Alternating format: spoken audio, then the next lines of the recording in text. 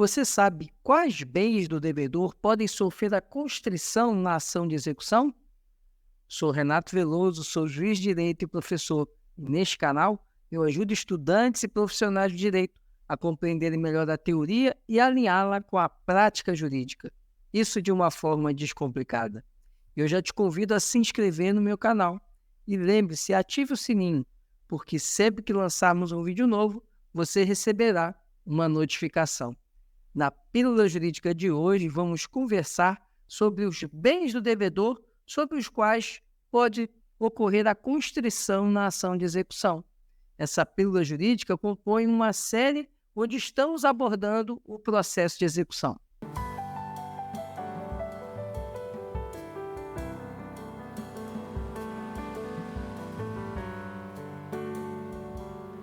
Para entender quais os bens do devedor podem ser alcançados no processo de execução, precisamos entender a regra geral da responsabilidade patrimonial que está no artigo 789 do Código de Processo Civil. Vamos a ele. Artigo 789. O devedor responde com todos os seus bens, presentes e futuros, para o cumprimento de suas obrigações, salvo as restrições estabelecidas em lei. Percebemos, então, que todos os bens do devedor podem ser alcançados no processo de execução, sejam os bens que já eram do devedor ao tempo da constituição da dívida, ao tempo que foi contraída a obrigação, sejam os bens adquiridos após esse fato. Todos eles podem ser alcançados no processo de execução. Vemos assim, então, a responsabilidade patrimonial primária do devedor e dos bens que compõem o seu patrimônio. É interessante destacar que esses bens sujeitos à constrição no processo de execução devem ser bens com expressão econômica, podendo ser bens corpóreos ou incorpóreos.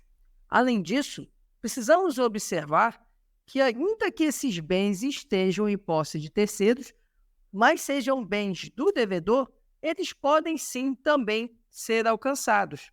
Embora estejamos diante de uma regra geral, precisamos ressalvar a existência de bens que podem não ser penhorados, ou por alguma situação legal, ou por alguma situação de caráter pessoal.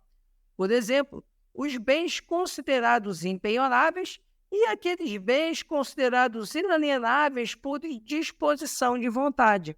Essa questão dos bens que não podem ser penhorados ou os bens que não podem ser alienados serão observados em momento oportuno. Depois vamos preparar uma pílula jurídica tratando sobre esses bens. Mas a regra geral, voltando, é que todos os bens do devedor, ao tempo em que foi contraída a obrigação, e os bens futuros, ou seja, adquiridos após aquele momento, eles podem ser alcançados numa ação executiva. Outro ponto que merece destaque é a questão dos bens que foram alienados.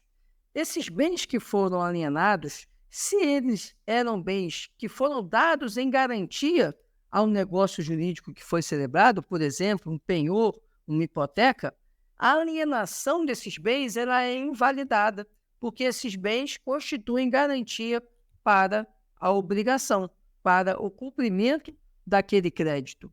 Outra situação também é a possibilidade de ocorrência de fraude à execução ou fraude contra credores, assunto que também vamos preparar uma pílula jurídica abordando para melhor delinear os contornos e as diferenças entre um e outro.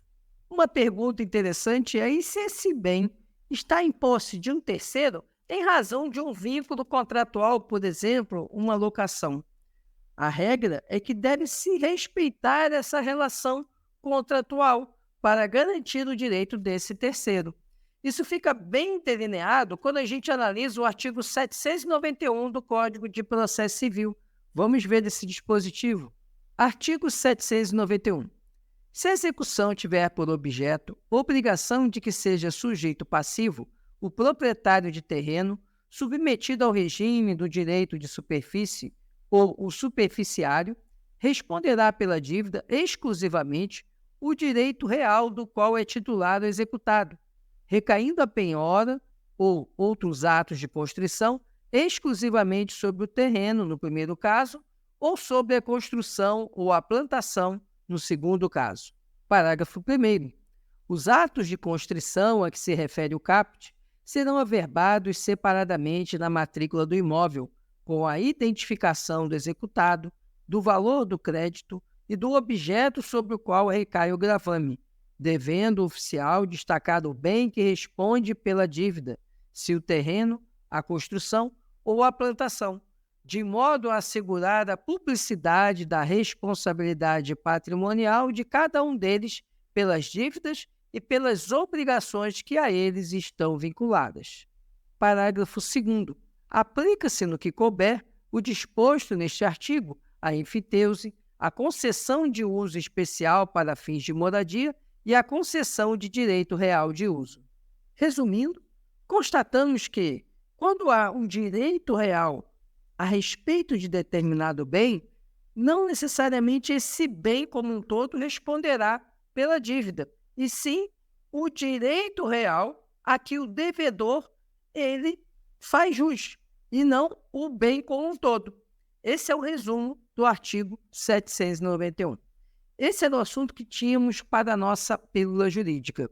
Se você ficou com alguma dúvida, deixe aqui nos comentários que vamos responder com o maior prazer. Se você tem alguma sugestão de assunto para a pílula jurídica, deixe também nos comentários que vamos preparar a pílula jurídica com o assunto que você sugeriu. E eu peço que você curta, comente e compartilhe. Ajude esse conteúdo a chegar a várias pessoas que estão estudando direito e que estão querendo se aperfeiçoar. Muito obrigado por sua atenção e até a próxima.